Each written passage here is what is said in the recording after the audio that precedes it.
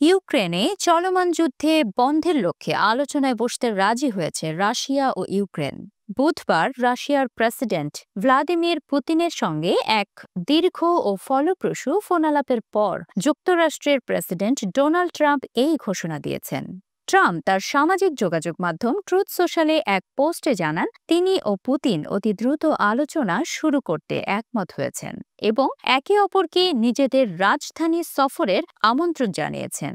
এরপর ট্রাম্প ইউক্রেনের president Volodymyr জেলেনস্কির সঙ্গেও ফোনে কথা বলেন। তিনি বলেন, স্থায়ী ও নির্ভরযোগ্য শান্তির বিষয়ে আমরা আলোচনা করেছি।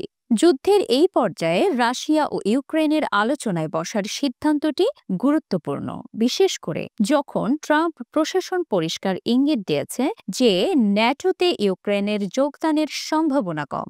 বুধবার ন্যাটো সম্মেলনের আগে ট্রাম্পের প্রতিরক্ষা সচিব পিট হেগসেথ বলেন, ইউক্রেনের ন্যাটোতে যোগদানের কোনো সম্ভাবনা নেই।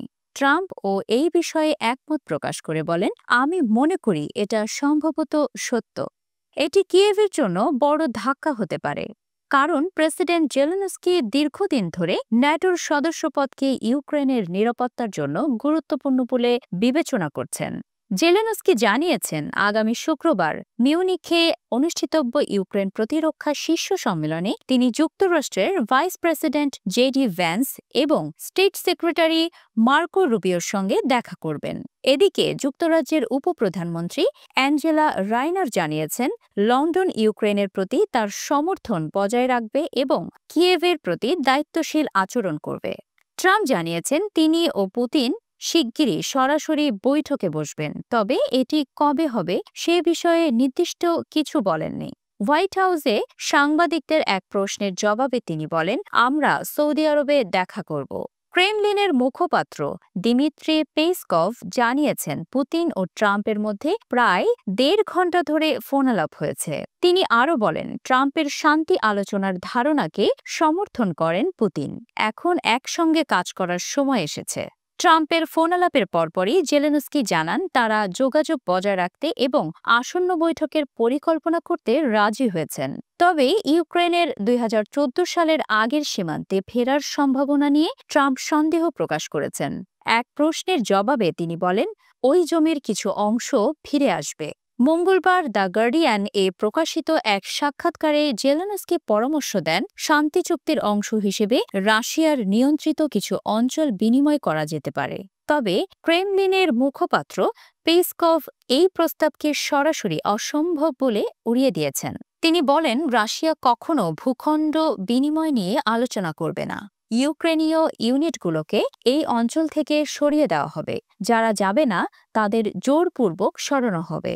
২০১৪ সালে ইউক্রেনের রুশপন্থী প্রেসিডেন্ট উৎখাতের পর রাশিয়া ক্রিমিয়া দখল করে এবং পূর্ব ইউক্রেনের বিচ্ছিন্নতাবাদীদের সমর্থন দেয়।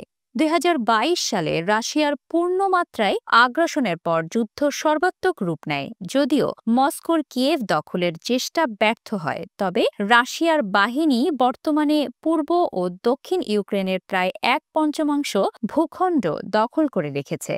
ইউক্রেনও পাল্টা আক্রমণ চালিয়ে রাশিয়ার বিভিন্ন অঞ্চলে ড্রোন ও কামান হামলা চালিয়েছে।